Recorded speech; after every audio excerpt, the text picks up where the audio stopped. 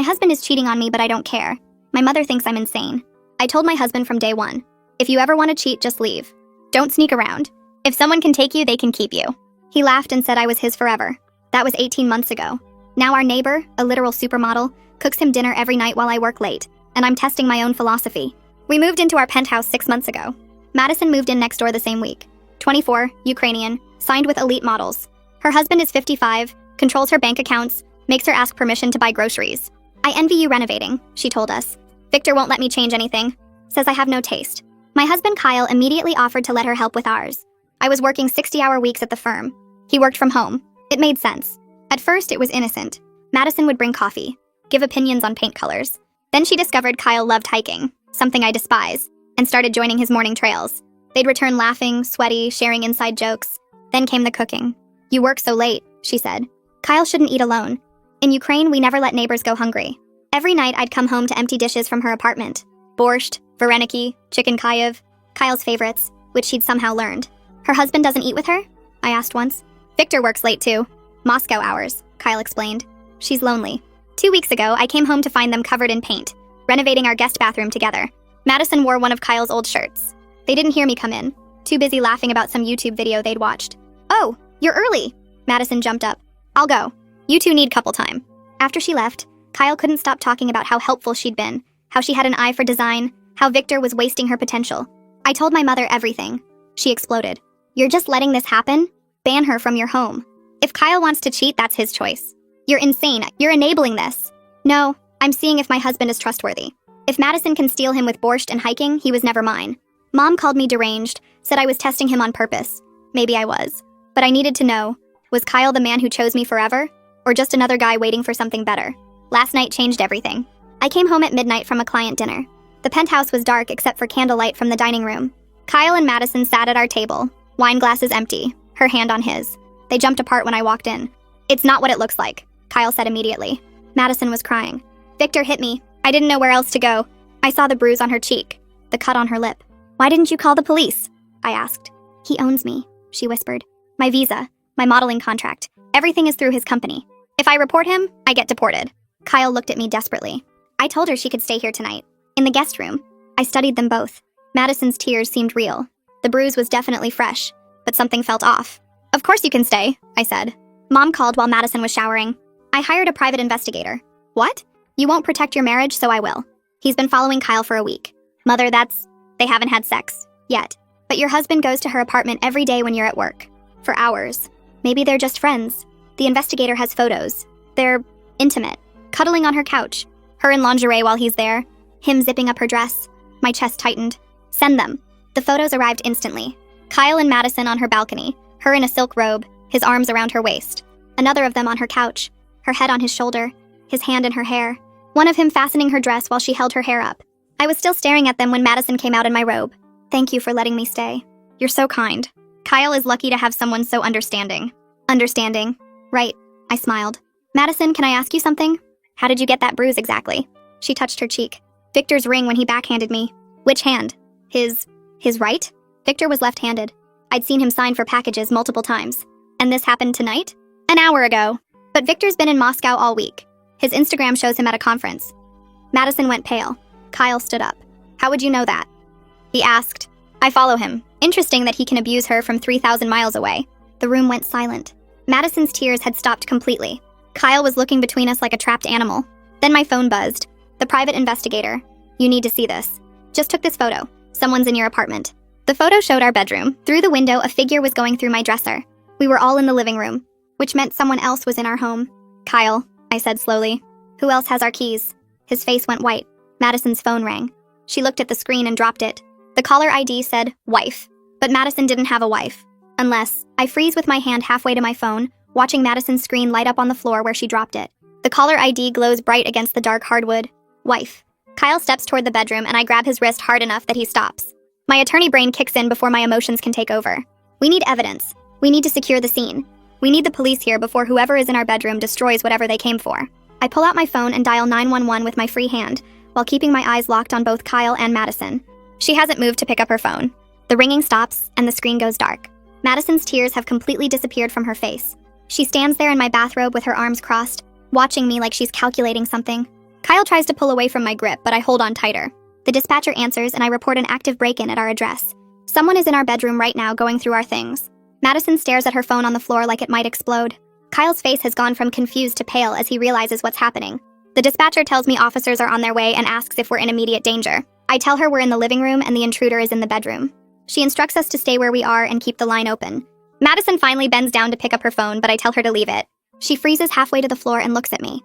Her accent is still there, but something in her eyes has changed. She straightens up without touching the phone and sits down on our couch. Kyle is shaking now. He asks what's happening, and I tell him we're about to find out. The 4 minutes until the police arrive feel like hours. Nobody speaks. Madison sits perfectly still on the couch. Kyle stands next to me, breathing fast. I can hear movement from the bedroom. Soft sounds like someone going through drawers. The sirens finally wail up to our building, and I buzz the officers through the lobby. They arrive with hands on their weapons, and I point toward the bedroom. 2 officers move quickly down the hall while 2 others stay with us in the living room. We hear shouting from the bedroom. Hands up. Don't move. Get on the ground. More officers rush past us. Madison hasn't moved from the couch. Kyle grabs my arm and asks if I knew this was going to happen. I shake my head because I didn't know about the intruder, but I knew something was wrong with Madison's story. An officer leads a man out of our bedroom in handcuffs.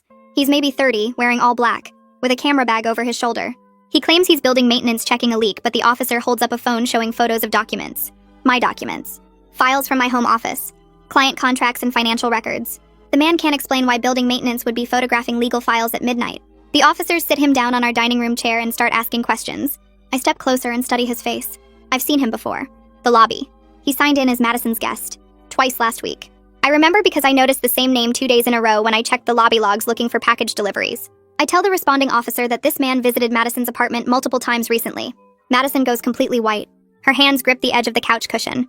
Kyle turns to stare at her with his mouth open. The officer asks if I'm sure, and I tell him to check the building logs. Madison starts to stand up, but an officer asks her to stay seated. She sits back down and her whole body has gone rigid. Another officer comes out of the bedroom holding evidence bags with my files inside. He asks if these are my documents, and I confirm they're client files from my law firm. Confidential information about ongoing cases. The officer taking the man's statement asks Madison if she knows him. She doesn't answer. Kyle asks her directly if she knows this man. Madison looks at the floor and her shoulders start shaking, but no tears come. The officer repeats the question. Madison finally nods. The room goes silent except for police radios crackling. I ask to see Madison's phone and she refuses. She pulls it against her chest with both hands. One officer suggests she should leave since this is now a police matter and she's not involved. I speak up fast. I tell them she received a very suspicious call just moments before we discovered the intruder. The call showed up as wife on her caller ID. The officer looks at Madison and asks about the call. Madison says it was a wrong number. I point to her phone on the floor where she dropped it. The officer picks it up carefully with a gloved hand and looks at the screen. The call log shows the incoming call from a contact saved as wife. He asks Madison to explain. She clutches her chest and says it's complicated. Kyle is staring at her like he's never seen her before in his life. His face has gone from pale to red and his hands are clenched into fists at his sides. The officer asks Madison again about her relationship to the man in handcuffs. She takes a long breath and admits he's her brother-in-law Bertram. But she insists she had no idea he was in our apartment tonight. She claims she hasn't spoken to him in weeks. The officer asks why her brother-in-law would break into her neighbor's home to photograph legal documents. Madison says she doesn't know. Her story is falling apart faster than she can rebuild it. Every answer creates more questions. Kyle's voice shakes when he asks her why she lied about everything. She doesn't respond. I pull out my own phone and call my mother while the police continue processing the scene. She answers on the first ring and I tell her to come now and bring Thea. She says they're already in the car and will be here in 15 minutes. The private investigator was apparently still watching our building. More officers arrive and start photographing everything. They dust for prints. They bag evidence. They take statements from all of us separately. Madison sits on our couch looking trapped while an officer asks her questions. Kyle stands by the windows with another officer explaining how he gave Madison our door code for emergencies. I'm in the kitchen recounting the whole evening when my mother and Thea arrive. Thea walks in and immediately starts asking questions that make it obvious she's dealt with complicated cons before. She wants to know about Madison's background, her husband Victor, her modeling career, her daily routine. The detective processing the scene lets Thea look at the photos on Bertram's phone. She scrolls through them with her face getting more serious.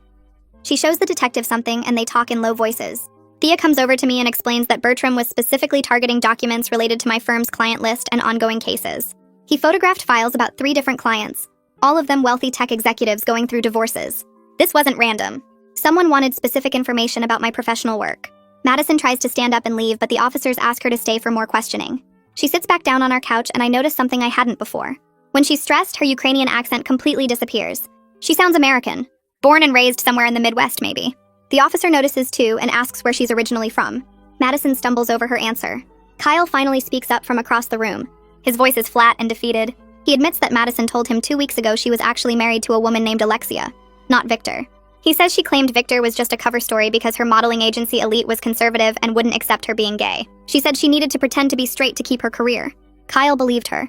He thought he was helping her maintain a necessary lie to protect herself. He never told me because Madison begged him to keep it secret until she could figure out how to come out safely. The room goes quiet again. Every single person is staring at Kyle. He looks at the floor and his whole body sags. Thea asks him if Madison ever introduced him to Alexia. Kyle shakes his head.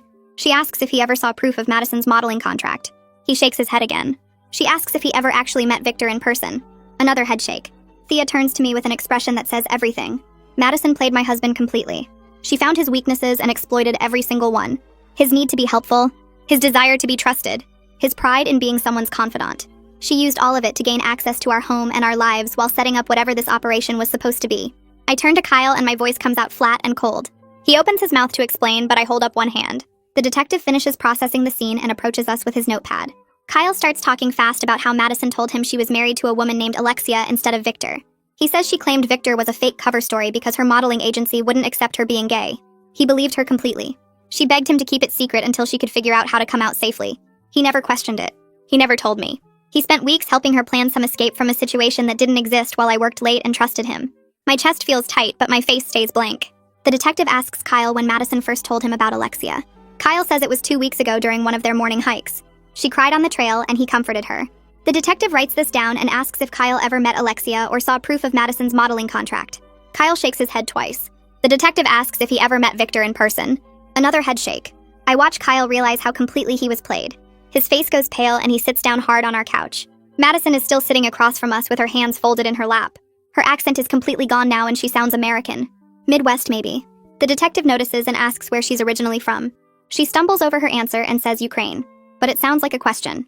Nobody believes her. Thea touches my elbow and guides me toward the kitchen. She pulls out her phone and scrolls through more photos. These are from yesterday afternoon. Madison sitting at a coffee shop with 2 other people. One is a woman around 30 with dark hair pulled back. The other is a man who looks similar to the woman.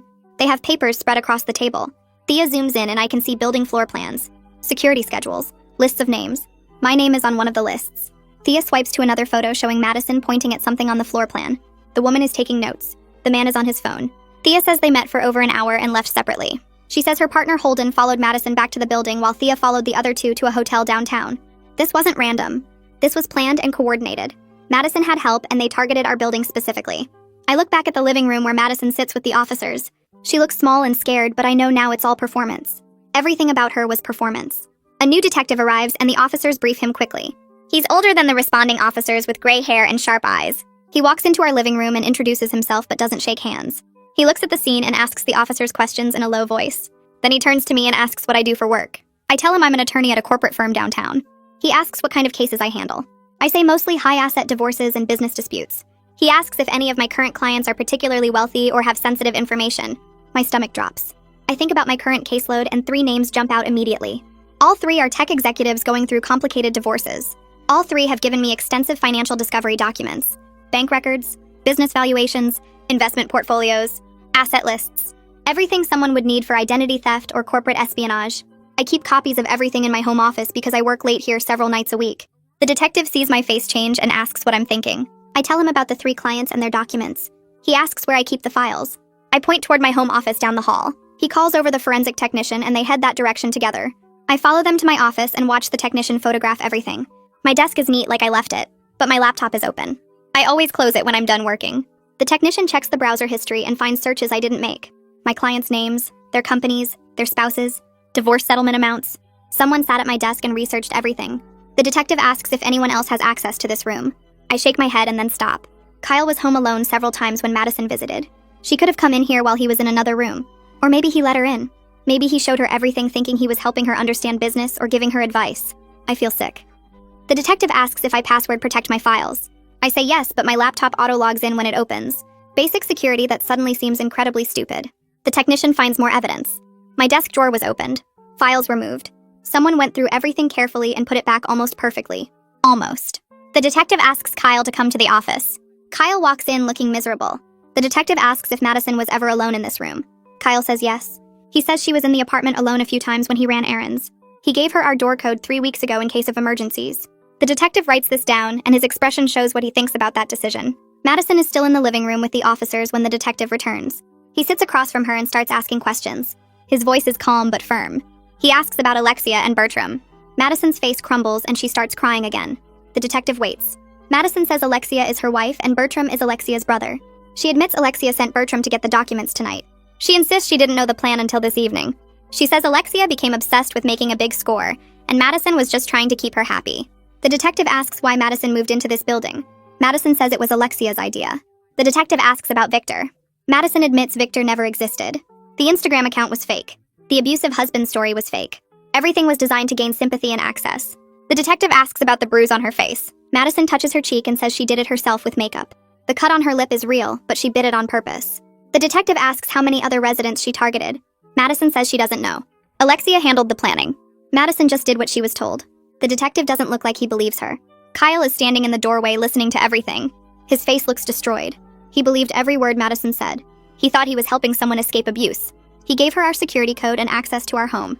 He let her into our lives completely. The detective asks Kyle if he ever suspected Madison was lying. Kyle says no. He says she seemed genuinely scared and desperate. The detective asks if Kyle and Madison were physically intimate. Kyle says no loudly. He says they were just friends. He was helping her. The detective asks if they spent time alone together frequently. Kyle admits they did. Morning hikes, afternoon renovation work, evening dinners when I worked late, hours and hours over 6 months. The detective writes everything down. Kyle looks at me desperately, but I look away. I can't deal with his guilt right now. My professional reputation is about to explode because my husband gave a con artist access to confidential client files. Everything I built is at risk because I trusted Kyle and he trusted Madison. The detective stands and makes a phone call. He speaks quietly, but I hear him say something about arresting Bertram and detaining Madison. Officers move to take Bertram into custody. He doesn't resist. They read him his rights and cuff him. The detective tells Madison she's being detained for questioning as a potential accomplice. She starts crying harder and says she didn't know. The detective says they'll sort it out at the station. Officers help her stand and walk her toward the door. She looks back at Kyle and her expression shifts for just a second. It's not scared or sad. It's calculating. Like she's measuring whether he'll still defend her. Then the mask drops back and she's crying again. They take her out and the apartment suddenly feels very empty. Just me and Kyle and my mother and Thea standing in our violated home. The forensic technician is still processing my office. Other officers are finishing their reports, but the main action is over. I pull out my phone and check the time. It's 2 a.m. I need to call my firm's senior partner and tell him what happened. I need to report a potential client confidentiality breach. My hands shake as I find his number. He answers after 4 rings, sounding groggy. I apologize for waking him and then explain everything as clearly as I can. An intruder in my home. Documents photographed, my laptop accessed, client information compromised, my personal life creating professional liability. He's quiet for a long moment. Then he asks which clients. I tell him the 3 names. He's quiet again. I can hear the disappointment in his silence. He asks if the police recovered the photos. I say yes. He asks if any information was transmitted or sold. I say I don't know yet.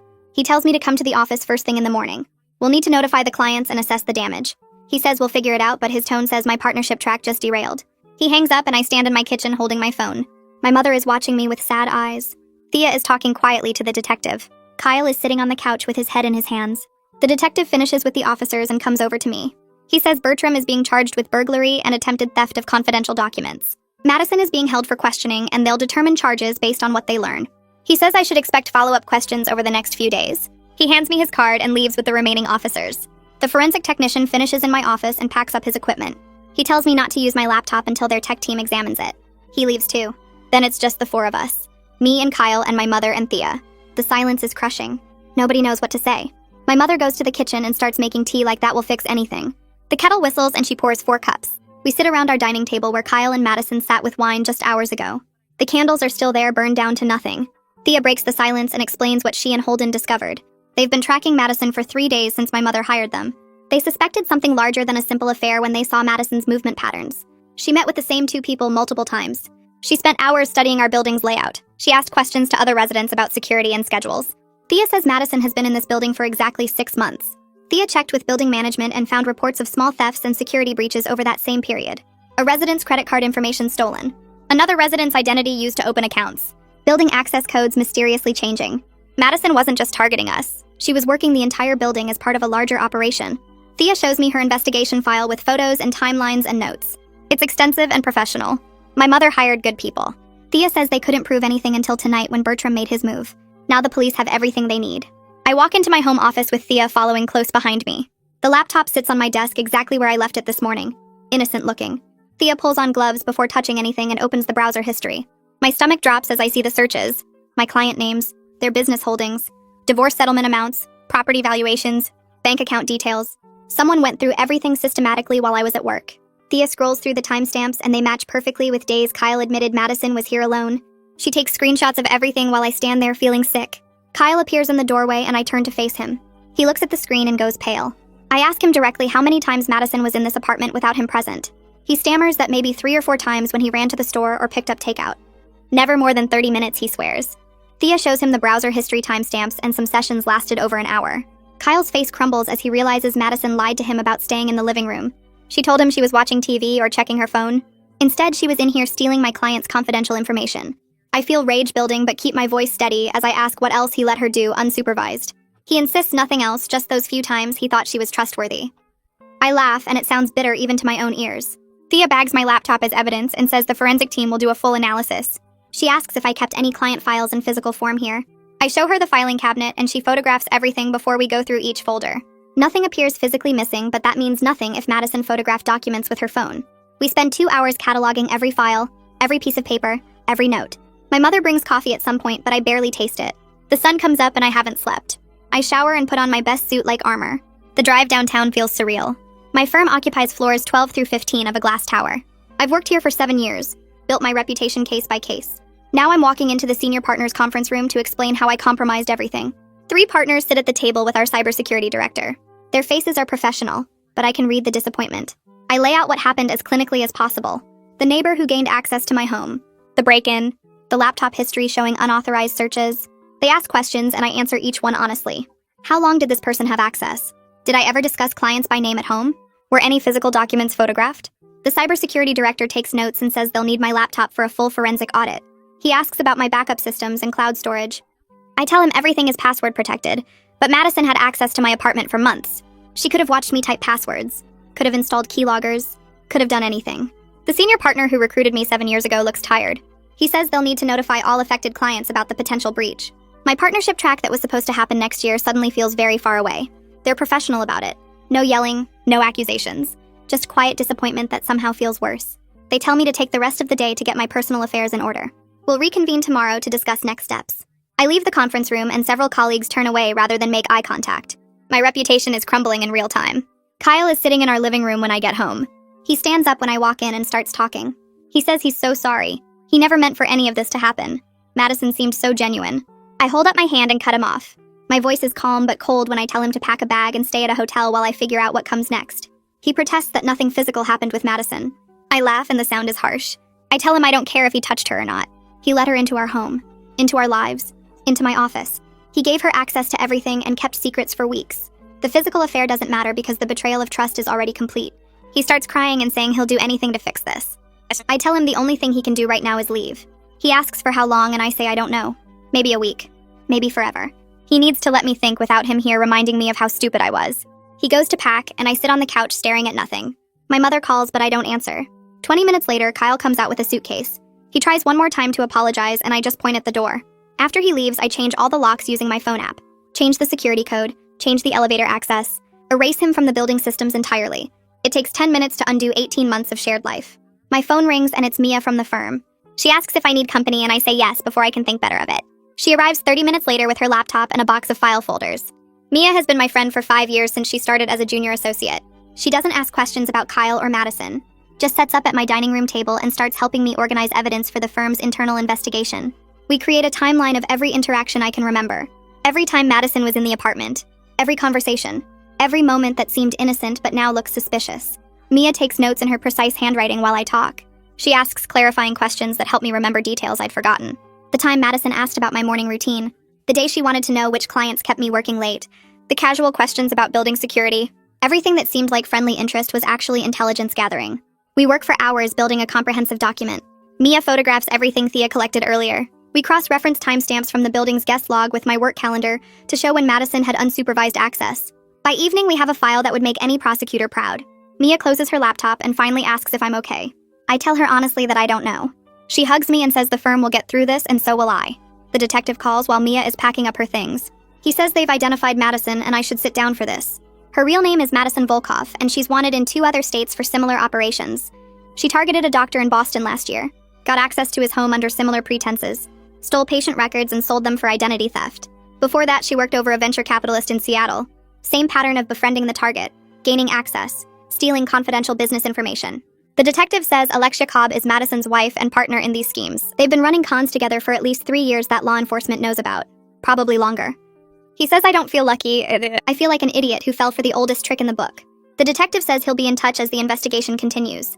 He tells me to be careful because Alexia is still at large, and these people can be dangerous when cornered. I thank him and hang up. Mia is staring at me with wide eyes.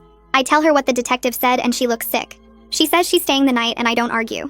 The next morning I'm drinking coffee when my phone buzzes with an email from the detective. Attached is a full report on Madison's criminal history, her real background. I open it and start reading. Victor never existed. The Instagram account was completely fake. Stock photos stolen from a Russian businessman's social media. The conference photos were pulled from public corporate websites. The entire abused wife story was manufactured to gain sympathy and access. Every tear was calculated. Every bruise was makeup. Every scared glance was practiced. I scroll through the evidence and feel stupid for believing any of it. The report shows Madison's modeling credentials were also fake. She never worked for elite models. Never had any legitimate modeling career. That whole identity was constructed specifically for this building and this operation. I think about how she played me. How she found my weakness, my philosophy about trust, and exploited it perfectly. How she used Kyle's kindness and loneliness against him. How every single interaction was a manipulation. Mia comes out of the guest room and finds me crying at the kitchen table. She reads over my shoulder and swears quietly. She makes more coffee and we sit together in silence. Thea calls around noon and asks if she can come over with Holden. I say yes and they arrive with a thick file folder. Thea spreads photos across my dining room table. Madison meeting with Alexia at a coffee shop 3 blocks from here. The 2 of them with Bertram outside our building studying the entrance. More photos of them in a car reviewing what looked like building security footage on a laptop. Holden explains they've been tracking Madison since my mother hired them. They suspected something larger than a simple affair when they noticed her movement patterns. She met with the same 2 people repeatedly. Spent hours studying our building's layout. Asked other residents questions about security protocols and delivery schedules. Thea points to a photo of Madison and Alexia reviewing documents. She says they somehow accessed building security footage, probably through Bertram, who worked as maintenance in another property owned by the same company. They studied resident schedules, identified targets, planned entry strategies. Our apartment wasn't random. We were selected specifically because of my career and client list.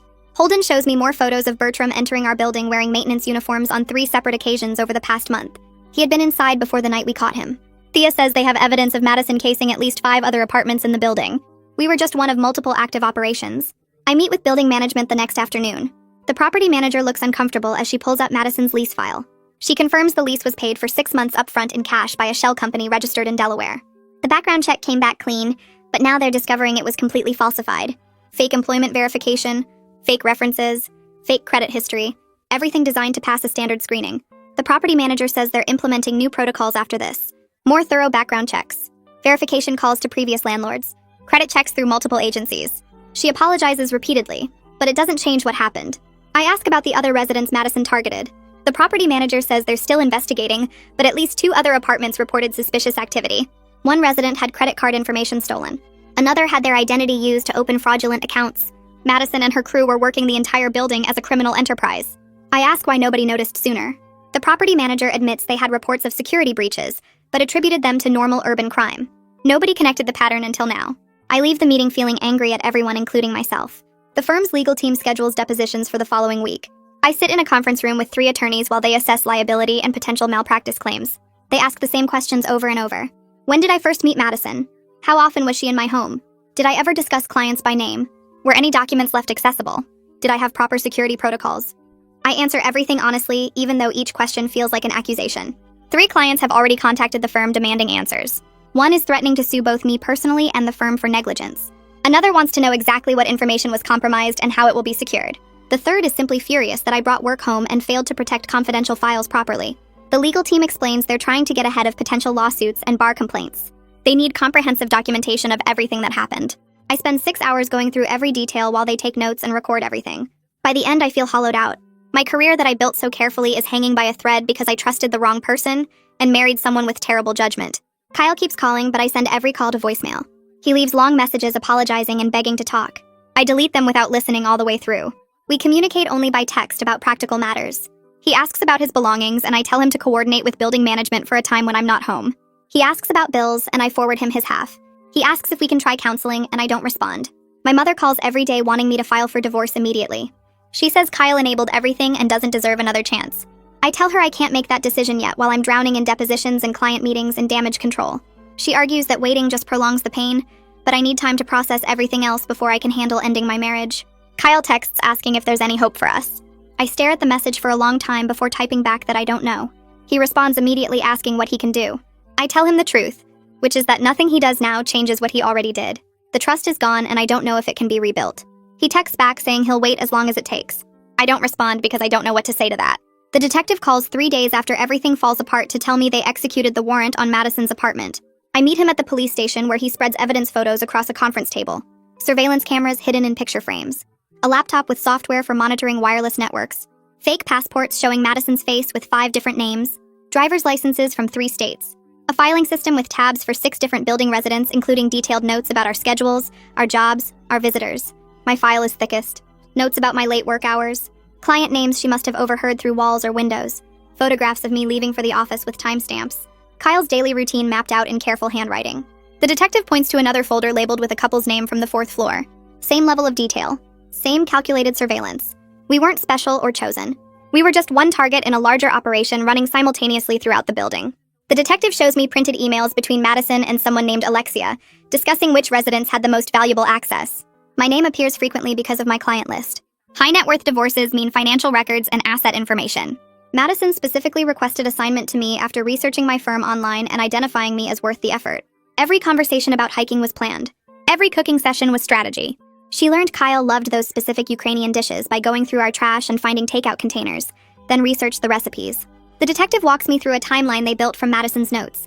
She identified my work schedule within the first week. Learned Kyle worked from home within 2 weeks. Started the coffee and paint color conversations once she confirmed I left early and returned late. Engineered the hiking discovery by following Kyle one morning and pretending it was coincidence. The whole friendship was constructed step by careful step based on surveillance and research. Nothing was real. Nothing was accident. I sit in that conference room staring at evidence of my own stupidity and feel something crack inside my chest that has nothing to do with Kyle or marriage or philosophy. Mia comes to my apartment that weekend with her laptop and a legal pad. We need to prepare for client meetings where I have to disclose the security breach and explain how confidential information was potentially compromised. She helps me draft disclosure letters that are honest without being alarmist.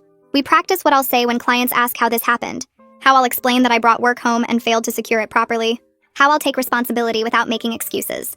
The first meeting is Monday morning with a tech executive going through a complicated divorce involving stock options and intellectual property.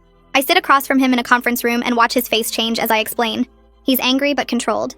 Asks detailed questions about what specific documents were in my home office, whether his financial statements were photographed, what security measures the firm is implementing. I answer everything honestly and offer to step away from his case if he wants different representation. He thinks for a long moment, then says he appreciates my honesty, but this is unacceptable, and he'll be discussing it with the senior partners.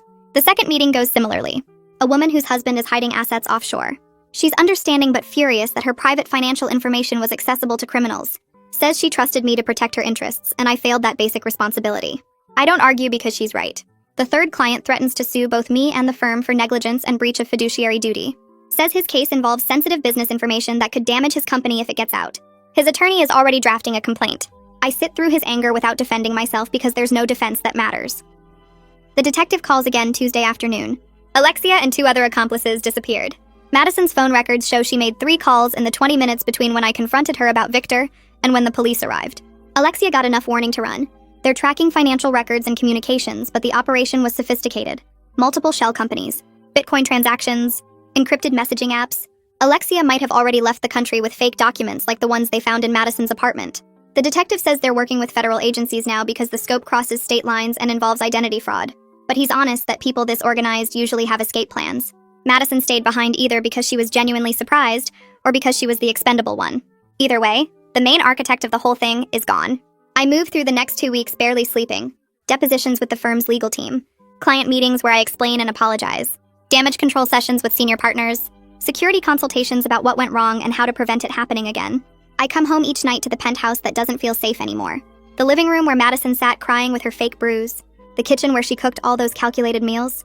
The guest bathroom where she and Kyle laughed over paint colors while planning God knows what. Every room holds evidence of how thoroughly I was deceived while I convinced myself I was enlightened and non-controlling. My philosophy about trust and autonomy feels naive now. I let Madison into my home repeatedly. I watched Kyle spend hours with her and told myself I was being mature and secure. I brought confidential client files home and left them accessible because I never imagined my neighbor was a professional con artist. The deception isn't just that Madison lied. It's that I created the perfect conditions for the lies to work. Kyle shows up at my office Thursday morning without warning. Building security calls to ask if I'll see him, and I almost say no. But I need to face this eventually, so I tell them to send him up. He looks terrible when he walks into my office. Hasn't shaved in days. Lost weight I can see in his face and the way his shirt hangs. Dark circles under his eyes. He sits across from my desk and I feel nothing except tired anger. Not at him specifically. At both of us for being so easy to manipulate. I agree to meet him for coffee at a neutral location that afternoon. We sit in a corner booth at a place neither of us has been before. He starts apologizing immediately and I cut him off because I don't want apologies. I want to understand how he let this happen. How we both let this happen. He cries while explaining that Madison told him elaborate stories about escaping abuse and finding herself. About how Victor controlled everything and she felt trapped. About how talking to Kyle made her feel like maybe she could have a real life someday. He genuinely believed he was helping someone in crisis. Thought he was being supportive and kind. Never intended for it to become what it became. I point out that he chose to believe her lies and keep secrets from me. That he spent hours alone with her every day, and never once thought maybe he should tell his wife about the depth of their friendship. That he gave her our security code without asking me. That every choice he made enabled everything that followed. He argues he was just trying to be a good person. I tell him good people don't keep secrets from their spouses. Good people don't let someone else become more important than their marriage. He insists nothing physical happened, and I laugh because that's not the point. The point is, he chose her over me every single day for months. Chose to believe her stories over maintaining boundaries with me. Chose to help her instead of protecting what we built together. I tell him my philosophy about cheating was naive and incomplete. I never accounted for emotional betrayal. For someone letting another person become more important than their spouse without ever touching them. For the way secrets corrode trust even when nothing physical happens. I thought I was being mature by not being jealous or controlling. But really I was just giving him permission to prioritize someone else while I worked late and convinced myself I was enlightened. He argues he was just being kind and Madison needed help. I tell him kindness doesn't require secrecy and daily intimacy. Kindness doesn't mean spending hours alone with someone while hiding the depth of your friendship from your spouse. Kindness doesn't mean giving someone your home security code without discussing it with the person you live with. He has no response to that. We sit in silence while our coffee gets cold. The senior partners call me on Friday for a meeting about my future with the company. I sit across from 3 people I've worked with for 8 years while they explain the consequences. They've decided not to terminate me. But I'm being moved off high-profile cases for 6 months. Required to complete additional security training and ethics review. Mandatory sessions with the firm's practice management consultant. My partnership track is delayed by at least 2 years. They need to rebuild client trust, and this is the price of my mistakes. One partner says they value my work and believe I can recover from this. Another says the firm's reputation took damage and everyone has to contribute to repairing it. The third just looks disappointed. That's somehow worse than anger. I accept everything without argument because the consequences are devastating but fair. I built my career on being sharp and careful, on protecting client interests and maintaining confidentiality. I let personal blind spots compromise all of that. Let my marriage problems and philosophical beliefs about trust cloud my judgment about security. Brought confidential files home and left them accessible to someone I should never have trusted. The professional damage can't be fully repaired. Even if I work twice as hard for the next 6 years, some clients will always remember that I was the attorney whose neighbor stole their information. Some colleagues will always question my judgment. The partnership I worked toward for almost a decade is delayed because I failed at the most basic responsibility of protecting client trust. I walk out of that meeting and go straight to the bathroom where I finally let myself cry. Mia drives me to the courthouse 3 weeks later for Madison's first court appearance. I haven't slept more than 4 hours a night since everything happened, and my hands shake as I walk through the metal detectors. The courtroom is smaller than I expected, with fluorescent lights that make everyone look sick. Madison sits at the defense table in an orange jumpsuit, her hair pulled back in a simple ponytail.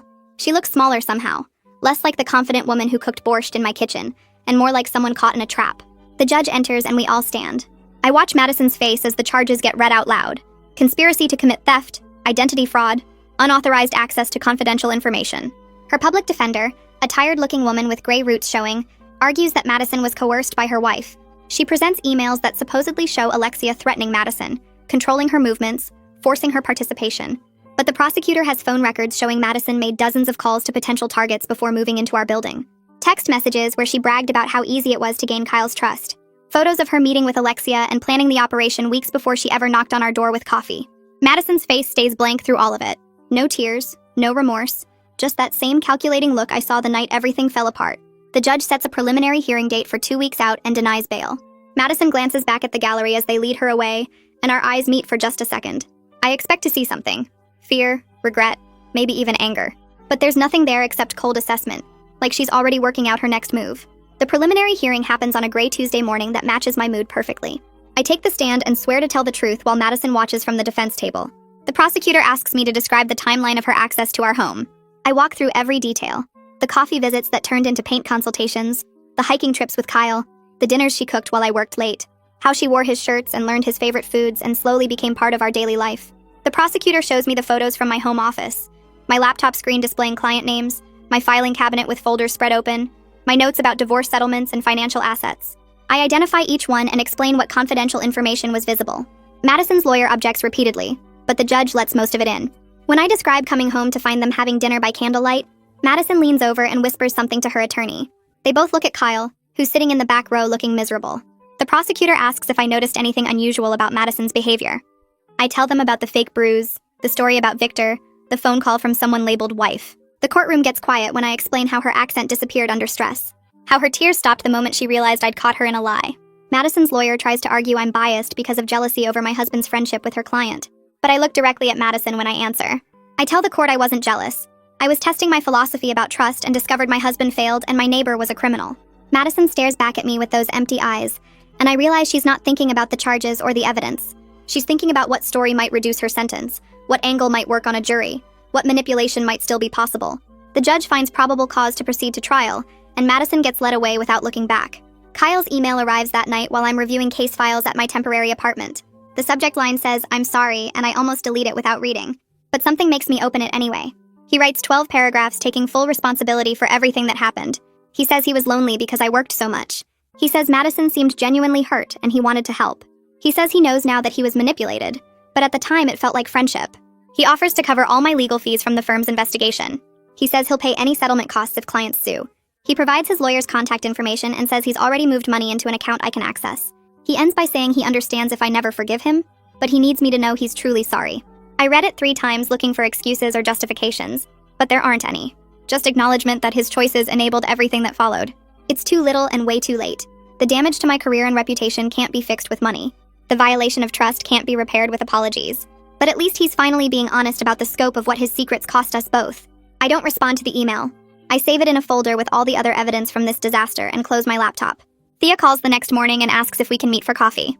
I find her at a quiet cafe near my office, already sitting at a corner table with 2 cups in front of her. She slides one toward me and pulls out a tablet. Her investigation went deeper than just following Kyle and Madison. She shows me records from 4 other cities over the past 3 years: Boston, Seattle, Denver, Atlanta. In each location, Madison and Alexia rented apartments in upscale buildings near successful professionals. They studied their targets for weeks before making contact. A doctor in Boston who had access to wealthy patients. A venture capitalist in Seattle with connections to tech executives. A lawyer in Denver who handled estate planning for millionaires. An accountant in Atlanta who managed trust funds. The pattern was always the same. Madison would move in and befriend someone lonely or trusting. She'd create an elaborate cover story about being trapped or controlled. She'd gain access to homes and offices and information. Then Alexia and their team would use that access to steal data they could sell or exploit. Thea shows me police reports from 2 of the cities where victims reported thefts, but couldn't prove anything. Interviews with people who described Madison exactly. Beautiful, vulnerable, excellent at reading emotional needs. The operation was sophisticated and planned. They were skilled at identifying people whose work gave them access to valuable information. They knew how to exploit emotional vulnerabilities and create situations where targets wanted to help. Thea says the FBI is now involved because the crimes crossed state lines. She thinks Madison and Alexia might be part of a larger network. I stare at the timeline on her tablet and realize I was just the latest mark in a long series. Nothing about our friendship was real. Every moment was calculated. My mother comes over that Saturday with groceries and cleaning supplies. She doesn't ask if I need help, just starts organizing my temporary apartment like it's her mission. I sit on the couch and watch her put away food, straighten furniture, create order from chaos. When she finishes, she sits next to me and takes my hand. We don't talk for a long time. I just start going through every moment of the past 6 months out loud. How Madison brought coffee that first morning and complimented our renovation plans. How she asked Kyle about hiking and discovered his passion for trails. How she learned to cook his favorite foods and wore his old shirts. How she cried about Victor and made herself seem helpless. Every red flag I ignored because I was so committed to my philosophy about trust and autonomy. Every moment I chose to believe people were basically good instead of protecting myself. My mother doesn't interrupt or offer advice. She just holds my hand while I cry. When I finally stop talking, she gets up and makes tea. We sit together drinking it in silence as the afternoon light fades. She still doesn't say she was right about hiring the investigator or that I should have listened. She doesn't have to. Her presence says everything that needs saying. Sometimes love means interfering even when you're resented for it. Sometimes protection matters more than respecting someone's philosophy. The detective calls Monday morning with unexpected good news. His team recovered most of the stolen client data from Bertram's cloud storage before it could be sold or used. The files were encrypted, but their tech people cracked it. He's sending everything to my firm's security team so they can assess exactly what was compromised. This helps reduce some of the damage with my clients. The information was accessed and copied, but not exploited or distributed. The violation of trust still happened. Someone unauthorized saw their private financial details and legal strategies. But at least there's no evidence the data reached competitors or got used for identity theft. I call each affected client personally to explain. 2 of them appreciate the update and seem relieved the exposure was limited. 1 still threatens to sue because the breach happened at all. I don't blame him. I failed to protect information he trusted me with. The fact that it was recovered doesn't erase my responsibility for letting it be vulnerable in the first place. My senior partner says this helps but doesn't eliminate all consequences. The firm still took reputation damage. Other clients still have concerns about security. I'm still on probation and my partnership is still delayed. But at least the worst-case scenario got avoided. At least I can tell people the actual harm was contained, even if the potential harm was enormous. Mia recommends a therapist who specializes in helping professionals deal with work-related trauma. I make an appointment even though part of me resists the idea that I need therapy. The therapist's office is small and comfortable with soft lighting and plants everywhere. She asks me to describe what happened and I give her the whole story. When I finish, she asks what I think my biggest mistake was. I say trusting Madison and letting her into our home. The therapist shakes her head gently. She says my mistake wasn't trust itself but refusing to verify or set boundaries because I was so attached to a philosophical principle. Having beliefs about autonomy and trust is good, but applying them rigidly without adjusting for real-world complexity is dangerous. She asks if I would let a stranger watch my laptop while I went to the bathroom in a coffee shop. I say no. She asks why not. I say because I don't know them and they could steal it. She nods. So I do believe in appropriate caution based on how well I know someone and what's at risk. I just didn't apply that same logic to Madison because I was testing Kyle and got distracted by the bigger drama. The therapist helps me understand that mature trust means verification alongside faith. It means protecting valuable things while still being open to connection. It means my philosophy needs updating based on experience instead of staying rigid, because I decided it once. We schedule weekly sessions to work through the rest of it. Madison takes a plea deal 6 weeks after her arrest. 5 years in prison in exchange for cooperating with efforts to find Alexia and recover assets from previous cons. The prosecutor calls to tell me before it becomes public. He says Madison provided detailed information about their operation, how they chose targets, what information they sought, where they sold the data they stole. She gave up locations where Alexia might be hiding and names of other people in their network. The cooperation will help build cases against bigger players. But Alexia herself is still missing. She disappeared the night of the break-in and hasn't used any known credit cards or contacted any known associates. The FBI thinks she left the country using a fake passport. She might be in Europe or South America by now. I feel satisfaction that Madison will face real consequences for what she did. 5 years is significant time. She'll be almost 30 when she gets out. But I'm angry that Alexia remains free. She was the mastermind who planned everything. She sent Bertram into our home. She orchestrated the whole operation while Madison played the victim. The justice feels incomplete when the person most responsible is drinking wine somewhere unreachable while her wife sits in a cell. Kyle texts asking if we can meet to talk about our marriage. I agree to have coffee at a neutral place downtown. He looks terrible when he arrives. Unshaven, thinner, dark circles under his eyes. He orders a drink and sits across from me like we're strangers negotiating something difficult. He asks if I'll consider marriage counseling. He says he's been in therapy working on himself. He says he understands now how badly he messed up. He wants a chance to rebuild trust and save our marriage. I tell him honestly that I don't know if I want to save it. The foundation of trust is completely destroyed. He kept massive secrets. He prioritized Madison's emotional needs over our marriage. He gave her access to our home without discussing it with me. He enabled everything that followed. Kyle says nothing physical happened between them. I tell him that's not the point. The betrayal of trust is complete regardless of whether they had sex. He let another person become more important than his spouse. He made daily choices to be intimate with someone else while hiding the depth of that friendship from me. Marriage counseling can't fix that unless we both actually want to do the work. Right now, I'm not sure either of us has the energy or desire to rebuild from nothing. Kyle starts crying and says he loves me and he's sorry. I believe he's sorry. But sorry doesn't undo the damage. Sorry doesn't restore what broke between us. I tell him I need more time to figure out what I want. We finish our coffee in uncomfortable silence and leave separately. My mother comes over for dinner that Sunday and brings takeout from my favorite restaurant. We eat at my small kitchen table and she finally tells me the whole truth about hiring Thea. She says it wasn't just because she was worried about Kyle's affair. She recognized Madison's behavior patterns from something that happened years ago. One of her close friends got targeted by a similar con in another city. A beautiful woman moved into their building, befriended the friend's husband, gained access to their home. The woman's supposed abusive partner was actually her wife and criminal partner. They stole financial information and tried to use it for identity theft before getting caught. My mother saw the same pattern with Madison. The elaborate victim story, the rapid intimacy, the focus on someone with access to valuable information. She hired Thea immediately because she knew what she was seeing. Her interference, which I resented so much at the time, literally saved me from even worse consequences. If she hadn't hired that investigator, Madison and Alexia might have gotten away with everything. The break-in might never have been discovered. My client's information might have been sold and used. My career damage might have been permanent. I look at my mother across the table and feel something shift. She wasn't being controlling or distrusting. She was protecting me based on experience and pattern recognition I didn't have. Sometimes the people who love us see dangers we're too close to notice. Sometimes their interference is the thing that saves us, even when we fight against it. I reach across the table and take her hand and say thank you for not listening when I told her to stay out of it. I meet with my attorney the following week to start the legal separation paperwork. The process feels mechanical, like I'm handling someone else's case instead of my own life falling apart. My attorney explains the difference between legal separation and divorce, how this gives me time to decide what I really want without the finality of ending the marriage completely. I sign the initial documents and feel nothing except tired. Kyle gets served the papers at his hotel 3 days later and calls me crying, begging for one more chance to fix things. I tell him the separation isn't punishment, it's protection. I need space to think without him in my home, without his presence clouding my judgment about whether this marriage can be saved or should be ended. He asks if there's any hope for us, and I say honestly that I don't know yet.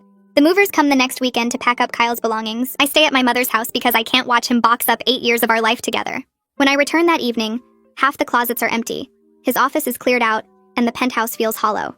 I change every lock that night, reprogram the security system with new codes, and update the building's access list to remove Kyle's entry privileges. The locksmith leaves, and I walk through each room, touching the bare spaces where Kyle's things used to be, trying to figure out if I feel relieved or devastated. The building management calls an emergency residence meeting 2 weeks later to address what happened. The property manager stands in the lobby conference room looking uncomfortable while explaining that Madison's background check was falsified and they're implementing new security protocols. Every resident will need updated identification verification. Guest access will be limited to 48 hours without management approval, and they're installing additional security cameras in common areas. Several neighbors approach me afterward, thanking me awkwardly for exposing the operation before more people got hurt. Mrs. Quintana from the 12th floor squeezes my hand and says she's grateful I was brave enough to investigate when things felt wrong. But I also catch the whispers from other residents who clearly blame me for bringing danger into the building. A couple from the 15th floor moves out entirely within the month, citing security concerns. I overhear someone in the elevator say my poor judgment endangered everyone, that I should have reported Madison's suspicious behavior instead of playing detective. The building feels different now, less like a luxury community and more like a place where everyone watches everyone else with suspicion. I throw myself into work with desperate focus, taking on 3 pro bono cases that nobody else wants to handle. One involves a single mother fighting for custody against a wealthy ex-husband, another is helping an elderly veteran sort out a housing dispute, and the third is representing a small business owner being sued by a former partner. The cases don't pay anything, but they're complex and demanding, requiring the kind of intense concentration that leaves no room for thinking about my destroyed marriage or professional reputation. I work 12-hour days, stay late at the office reviewing case files, and volunteer for weekend research projects. Mia becomes my closest ally during this period, running interference when senior partners make pointed comments about my judgment. She deflects questions about my personal life, covers for me when I need to meet with my attorney, and brings me coffee when I'm buried in depositions. One afternoon, she sits in my office and tells me that half the firm is rooting for me to come back stronger, that they respect how I'm handling the crisis with dignity instead of falling apart. The other half thinks I should have been fired, but Mia says those partners would find fault with anything, because they never wanted women in leadership positions anyway. 3 months after the break-in, I'm reviewing discovery documents for the custody case when my phone rings with the detective's number. He tells me that Alexia was arrested yesterday trying to cross into Canada using fake documents at a border checkpoint in Montana. Border Patrol flagged her passport as fraudulent and found 3 other fake IDs in her possession when they searched her car. She's being held in federal custody pending extradition back to face charges for the operation. The detective says their investigation has uncovered evidence linking Alexia to similar cons in 7 other cities across the country over the past 4 years. She and Madison worked as a team targeting professionals with access to valuable information or wealthy clients, using the same playbook in each location. They'd move into upscale buildings, identify vulnerable targets, manufacture elaborate victim stories, and gain access to homes and private information. The detective estimates they stole over $2 million worth of data and assets from at least 15 victims before we caught them. I sit at my desk processing this information, realizing how many other people went through versions of what I experienced, how many marriages were damaged and careers were threatened by their calculated manipulation. The prosecutor's office contacts me 6 weeks later, asking me to testify at Alexia's trial about the operation's impact on my life and career. I agree immediately because I want her to face consequences for what she orchestrated. The trial is scheduled for late September, giving me 2 months to prepare my testimony. My attorney helps me organize documentation about the professional damage, the client losses, the delayed partnership track, and the ongoing reputation repair I'm still working through. The prosecutor meets with me 3 times to review what I'll say on the stand, warning me that Alexia's defense team will try to discredit my testimony by suggesting I enabled the operation through poor judgment. I tell the prosecutor I can handle whatever they throw at me, because the truth is bad enough without embellishment. Facing Alexia in court feels more difficult than facing Madison, because Alexia was the mastermind who orchestrated everything while staying safely in the background. Madison was the visible threat, the person in my home creating chaos. But Alexia was the puppet master pulling strings I never saw. The idea of sitting across from her while she shows no remorse for destroying multiple lives makes my stomach tight with anger. The trial starts on a Tuesday morning in late September. I sit in the witness waiting room reviewing my notes while other victims arrive to testify about their experiences with Madison and Alexia's operation. A doctor from Boston tells me they lost their medical practice after Madison stole patient records that got leaked online. A venture capitalist from Seattle says Madison's access to his home office resulted in corporate espionage that cost his firm millions in lost deals. Each story follows the same pattern of manufactured vulnerability, gained trust, and calculated theft. When my turn comes to testify, I walk into the courtroom and see Alexia sitting at the defense table looking completely unbothered. She's wearing a conservative suit, her hair pulled back professionally, and she watches me with cold assessment like I'm a problem to be solved rather than a person she hurt. The prosecutor guides me through my testimony about how Madison gained access to our home, how the operation progressed, and what the consequences were for my career and marriage. Alexia's defense attorney tries to suggest I was negligent in protecting client information, that I enabled the theft through poor security practices. I acknowledge my mistakes without apology while making it clear that Alexia orchestrated a criminal conspiracy that exploited human trust for profit. Alexia shows no remorse during the entire trial. Her defense strategy is to blame Madison entirely, claiming she was just a supportive spouse who didn't know about the criminal activities until after arrests were made. Her attorney presents her as a victim of Madison's manipulation, someone who trusted the wrong person and got caught up in crimes she didn't understand or participate in. The prosecution destroys this narrative with evidence showing Alexia's direct involvement in planning the operations, managing the stolen data, and coordinating the team's movements between cities. They present emails where Alexia discusses target selection and strategy, financial records showing her controlling the proceeds from their cons, and testimony from Bertram, admitting that Alexia directed his actions during the break-in at my home. The jury watches Alexia's face during this evidence presentation, and I can see them recognizing her lies for what they are. When the prosecution plays a recorded phone call between Alexia and Madison discussing how to maximize the take from my client's information, Alexia finally shows emotion by glaring at the prosecutor with pure hatred. The jury deliberates for 6 hours before returning guilty verdicts on all counts. The sentencing hearing happens 3 weeks later. Both Alexia and Madison receive substantial prison sentences reflecting the scope of their operation and the number of victims they hurt. Alexia gets 12 years in federal prison plus 5 years supervised release. Madison gets 8 years because the judge accepts that she was somewhat under Alexia's influence, though still fully culpable for her actions. They're both ordered to pay restitution to all identified victims, though the financial recovery will be minimal since they spent most of their proceeds on luxury apartments, expensive clothes, and maintaining their fake identities. The judge tells them their crimes represented calculated exploitation of human decency and trust, that they targeted good people trying to be kind and turned that kindness into a weapon. I watch them get led away in handcuffs and feel something settle in my chest. The justice feels meaningful even if it's incomplete, even if I'll never recover the full cost of what they took from me professionally and personally. Kyle texts me 2 days after sentencing, asking if we can meet for dinner to discuss divorce terms and division of assets. I agree to meet him at a neutral restaurant downtown, somewhere neither of us has history or memories attached. He arrives looking thinner and tired, wearing clothes I don't recognize that he must have bought after moving out. We sit across from each other in a booth and the awkwardness is suffocating. He asks how I'm doing and I give him the abbreviated version about work and the trial.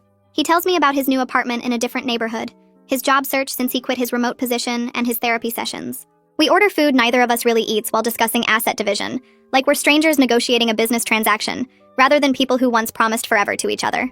He wants to split everything fairly, and doesn't fight me on any terms. We agree on the penthouse sale, the division of bank accounts, and the separation of our investments with minimal discussion. The conversation is civil but distant, like we're playing roles in someone else's divorce rather than ending our own marriage. Kyle admits halfway through dinner that he's been in therapy twice a week working on understanding why he was so susceptible to Madison's manipulation. His therapist helped him recognize patterns in how he prioritizes being seen as a good person over actually being a good husband. He says he got so focused on rescuing Madison from her fake situation that he completely abandoned his actual responsibilities to me and our marriage. He talks about how he needed to feel like a hero, how Madison's manufactured vulnerability fed something broken in him that made him feel important and needed in ways our stable marriage didn't provide. It's growth and self-awareness that might have meant something 6 months ago. But sitting here now, listening to him explain the psychology behind his betrayal, I feel nothing except tired recognition that understanding why something broke doesn't repair the damage. He asks if there's any chance we could try again with everything he's learned in therapy. I tell him honestly that I don't think so, that too much trust was destroyed for me to rebuild from nothing, that we'd both be better off starting fresh with other people who don't carry the weight of this betrayal. We agree to an uncontested divorce with a fair division of assets before dessert arrives. Neither of us wants the penthouse with its memories of Madison's manipulation, and our marriage falling apart, so we decide to sell it and split the proceeds equally. Kyle will keep his car and his retirement accounts. I'll keep mine and we'll divide the joint savings down the middle.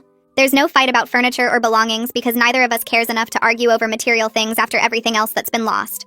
We sign the preliminary agreement our attorneys drafted and shake hands like business partners closing a deal.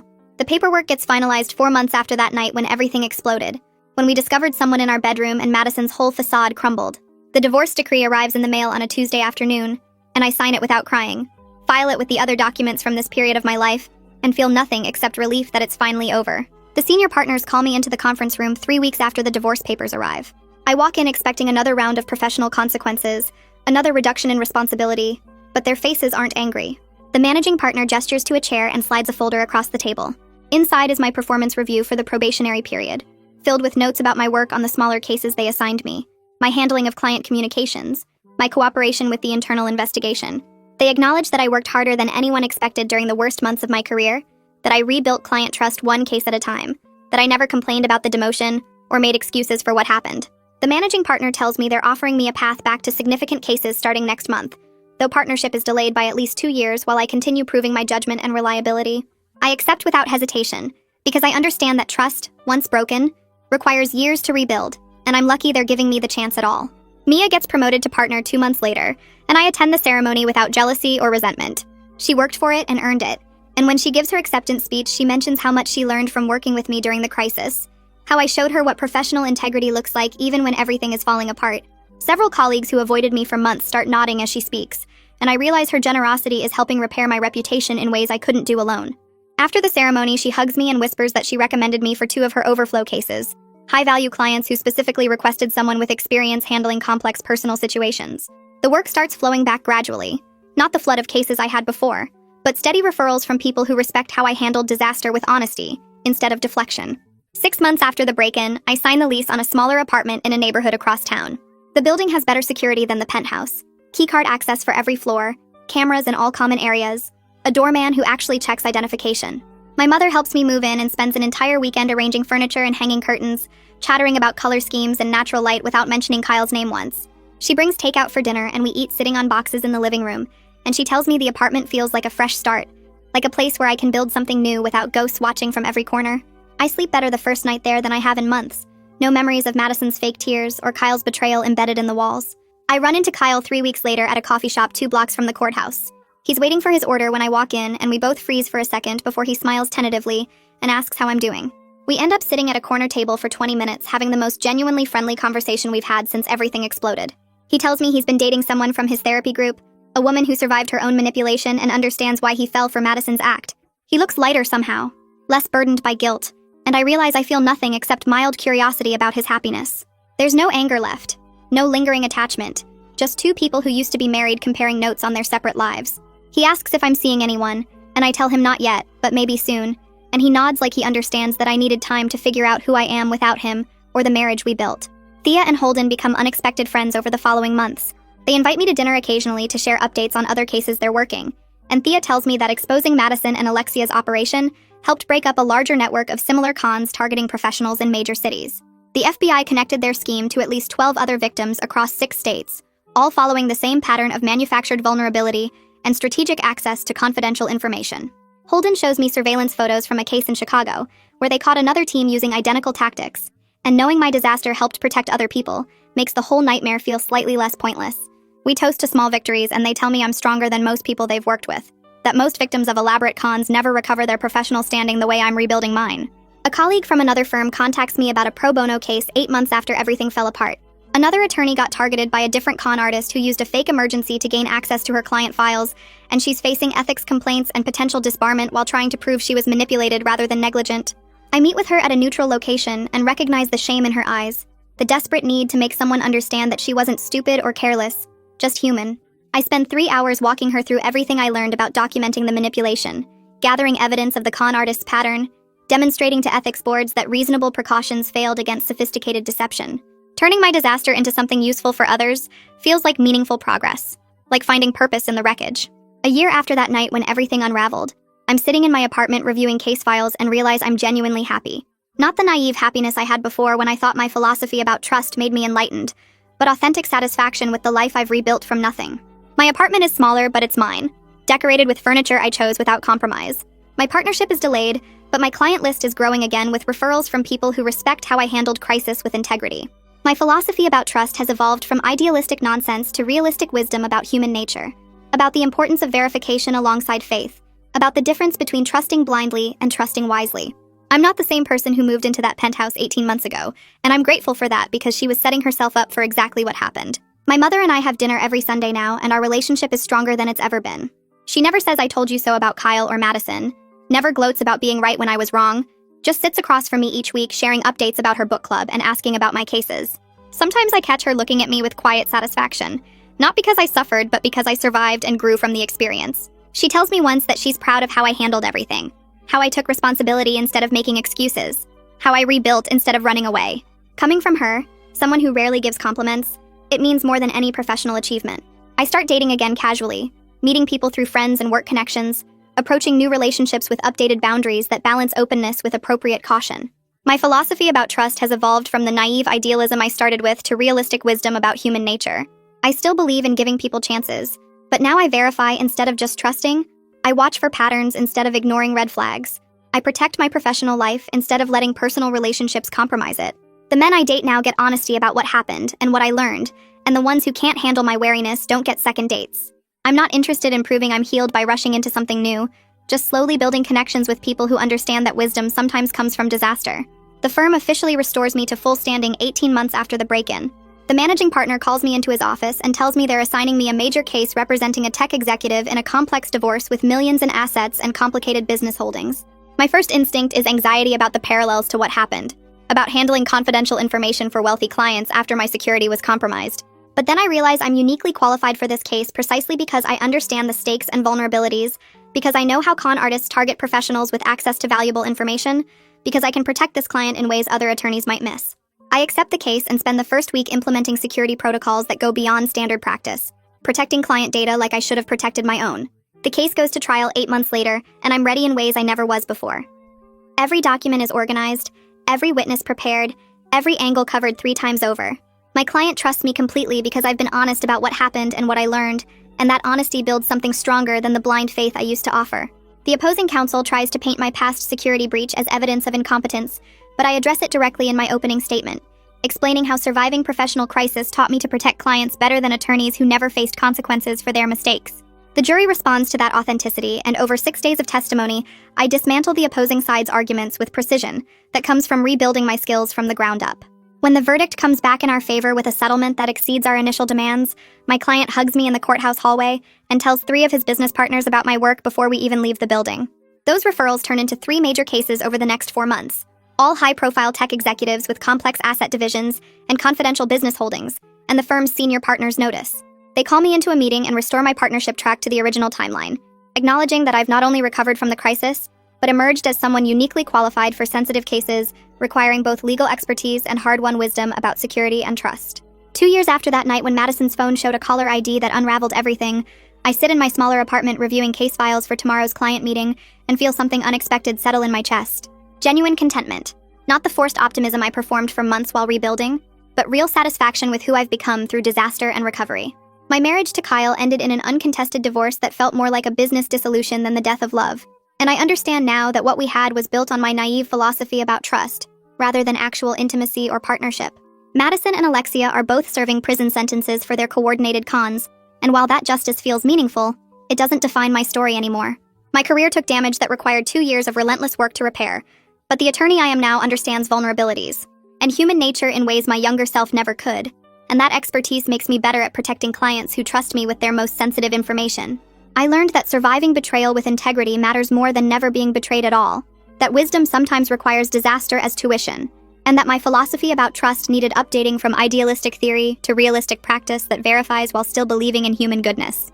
The case files spread across my coffee table represent clients who chose me specifically because of what I survived and how I handled it, and that validation feels more solid than any achievement I earned when success came easy.